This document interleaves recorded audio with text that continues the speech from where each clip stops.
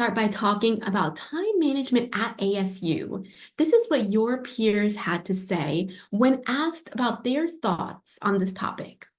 87.6% of ASU students reported they had felt overwhelmed by all they had to do. So this statistic is not meant to create fear or concern about what it means to be in graduate school.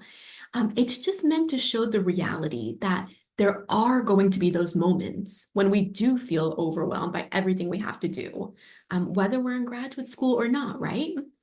And sometimes it's very easy to feel like we are the only ones who are struggling, right? Everyone else seems to have it down. We're the only ones who maybe need extra support. And we show this data in a way to correct that misconception and remind students that time management is a challenge for everyone, and your peers are navigating the same journey as well. So let's look at how we can effectively manage our time. The first tip is to keep a planner or calendar. It sounds very basic. It probably sounds like something you've heard many times, and yet it's not as simple as we might think, right? We have to decide, do I purchase a planner? Do I purchase a calendar? Do I utilize a visual calendar online? And only you can answer that question of what best connects with you. Do you feel at your best when you're in front of the computer creating a visual schedule? Do you feel at best when you actually write something down in a physical planner? And then beyond just choosing what type of planner you'll have, how are you going to code it, right? Does color coding work for you? Does writing by the hour, by the morning, afternoon, evening work for you? Those are all things that I personally like to get excited about because time management in general can be overwhelming. But when thinking about how I'm going to create my planner or calendar with the goal being for it to be a support for me, I like to get excited about how I can personalize it, make it my own, and continue to add to it to best meet my needs. Creating a to-do list. This is very similar, right? It comes down to getting all those tasks that we have in our mind out either onto paper or onto a virtual document, but making sure we have it somewhere where we can look at it and start to prioritize, right? Let's look at our to-do list, prioritize the tasks that are most urgent, that have deadlines, make sure that's clear and on our calendar. Be flexible, right? Some of us may love our routines, and when something alters that routine or structure, it can be very hard to pivot. And so I find flexibility to be something that we're constantly working towards because things are not always going to go as planned. So it's important to be able to take a step back and say, okay, I need to readjust my schedule for today. And that's okay. That doesn't mean that everything is all of a sudden wrong. Setting boundaries, right? Being able to say no when asked for something, being able to let family and friends know today's not the best day, right? Can we reconnect over the weekend? Establishing SMART goals, we're going to come back to this in a few minutes, but essentially making sure that we are setting those goals for what we want to achieve, because that keeps us accountable for actually taking steps and reaching those goals. And asking for help when you need it. Here at ASU, we care about your well-being, we care about your success, and we want you to succeed. I always tell my students, if you need to speak to a professor about time management or about deadlines that are coming up, know that when you go in to speak to that professional, you're speaking to someone who wants you to succeed. And that's important to remember when you're advocating for yourself. Let's dive a little bit deeper in how we can best prioritize our to-do list. We talked about prioritizing what's most urgent, what deadline is most coming up. Once you have those tasks outlined, let's start with what's considered easy for you. And this is because sometimes starting is the hardest part, right? We can get very overwhelmed with how do I even start? And that can create this sensation of, I don't think I can do this. And we don't get to the point of even starting.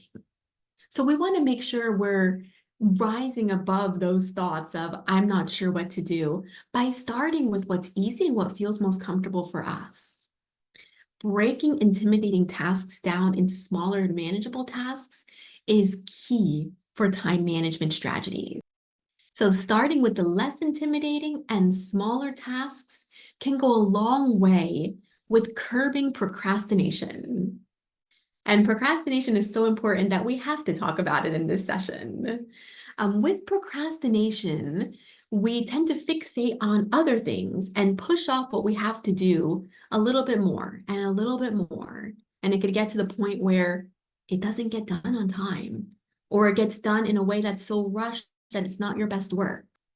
One recommendation is to use the Pomodoro method. This means 25 minutes of work and then a 5-minute break before you continue working.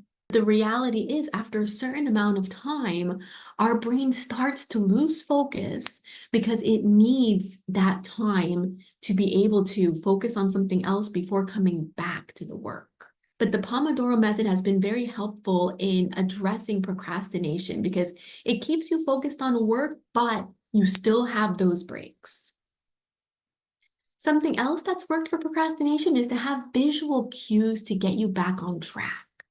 So for many, this could be sticky notes, right above your desk with reminders of what's important to you, or positive phrases like, you've got this, keep going, you're succeeding. Identifying times of the day that work best for you. This is huge. For some of us, we focus better in the early morning, right? We are alert, and that's the best time to maybe study or to get difficult tasks done. For others, that could be at the end of the day. Maybe that's the time when you feel most alert and ready to get things done. Deciding on a reward for yourself after a task, this is huge as well, right? We tend to not celebrate our achievements, and that can be unmotivating in the long run. You all do so much day in and day out, so why not celebrate what you do? And that can help keep you focused, knowing that there is a reward at the end. And last but not least, reminding yourself why the task is important to you. So when you start feeling like, oh, I'm having trouble focusing, I want to do something else, remind yourself why it's so important to you to complete that task. So it's important to be mindful of our time, because time and energy are not infinite, right? So it's important to set priorities effectively to have a work-life balance. For some, it's helpful to schedule self-care activities in their calendar to make sure it gets done. Whatever works for you, make sure you have that balance. Knowing your goals can also help you make decisions about what to spend your time on each day. So in the next section, we're going to look at what it means to set a SMART goal and how that can help you with time management. We've all set goals in our lives, but are your goals considered SMART? So for example, are they considered specific? Are they clear and well-defined?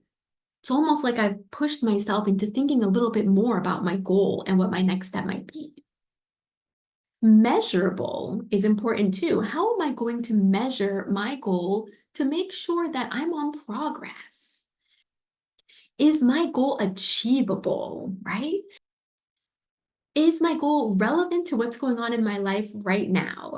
And is my goal time bound, right? Did I state when I'm going to check in to see when I met my goal?